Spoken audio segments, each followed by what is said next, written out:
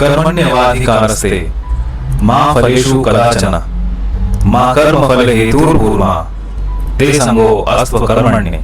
श्री कृष्ण ने महाभारत में ये वाक्य अर्जुन के माध्यम से हमें कहा है, हम सबको कहा है कि सिर्फ कर्म पर ही तेरा अधिकार है, उसके फल पर नहीं। जो भी तू कर्म करेगा, करने जा रहा है, वो तू जानता है, तू समझता है, लेकिन उसका परिणाम क्या होने वाला है, उसका फल क्या आने वाला है, उसके ऊपर तेरा कोई कंट्रोल नहीं है। इसलिए जो भी फल होगा उसकी तू चिंता मत कर, तुझे सिर्फ अपना कर्म करना है। कर्म बंधन से मुक्ति होने पर ही आत्मा की मुक्ति होती है। और ये होता कैसे है, इसे समझने के लिए कर्म है क्या, सबसे पहले उसे समझना होगा।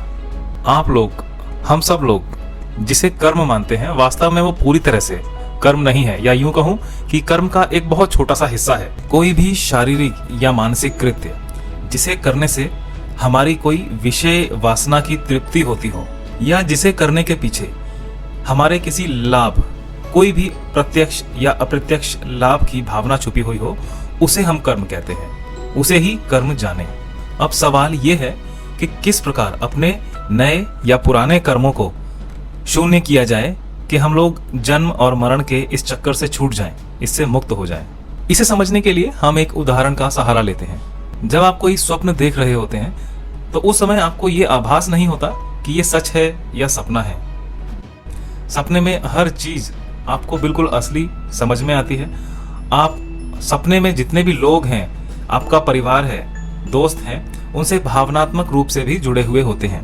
यदि आप देखते हैं कि आपके स्वप्न में आपके किसी प्रिय के प्राण संकट में हैं, तो हो सकता है, बहुत संभव है कि आप शायद रो पड़ें या कुछ ना कुछ करने को दौड़ें और उसी क्षण आपका सपना टूट जाए, आप जाग जाते हैं। तो आपको ये रियलाइज होता है, आपको ये पता लगता है कि आप सपना देख रहे थे, जो कुछ भी आप देख रहे थे वो सब कुछ आपके दिमाग में चल रहा था, आपके स्वप्न में चल रहा था।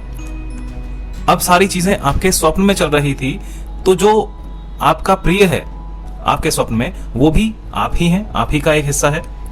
और जो उसे मार रहा है या जो उसे दुख पहुंचा रहा है, वो भी आप ही हैं।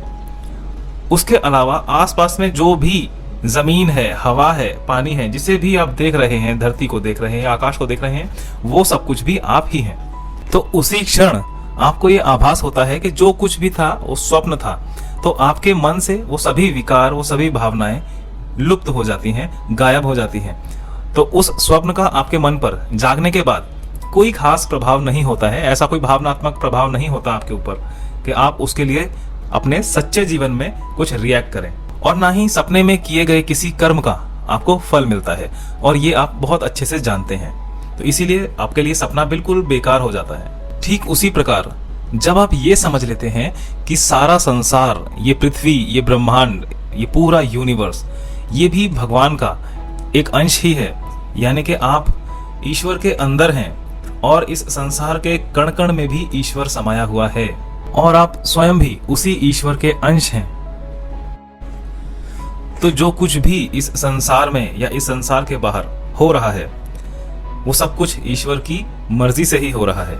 क्योंकि अगर कण कण में ईश्वर है, तो इसका मतलब हुआ कि आपके जीवन में जो भी आपका मित्र है उसमें भी ईश्वर है, जो भी आपका दुश्मन है उसमें भी ईश्वर है, और जो भी परिस्थिति है आपके आसपास की, आपकी जीवन की, वो भी ईश्वर का ही एक रूप है। आपके जीवन का एक भी क्षण और एक भी कण ईश्वर से खाली नहीं है। इसलिए ईश्वर ही इस संसार को चला रहा है, आपको चला रहा है।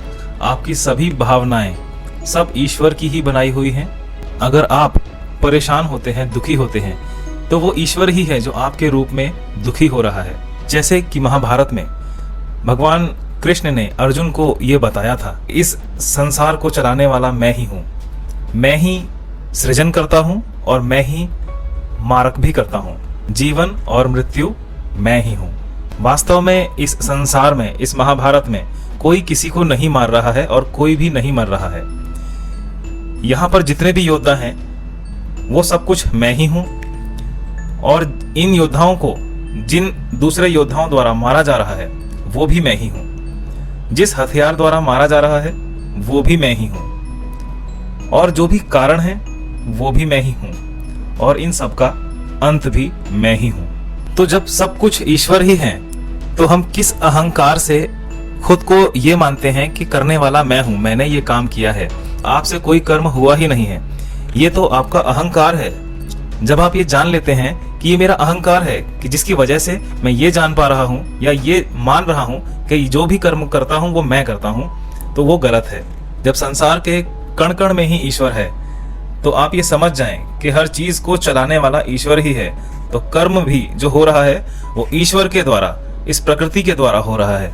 आप कुछ भी नहीं कर रहे हैं भौतिक रूप से या मानसिक रूप से, आप सिर्फ एक माध्यम बन गए हैं इस प्रकृति के, इस संसार के। क्योंकि वास्तव में ईश्वर की सत्ता कर्म में और कर्म के फल में है ही नहीं।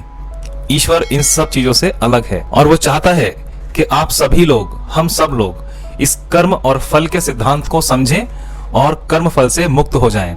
मुक्त होते ही हम भी उसी ईश्वर में लीन हो जाएंगे जो स्वयं हमारा वास्तविक स्वरूप है। तत्वम असि अहम ब्रह्मास्मि, यही बताना चाहते हैं आपको।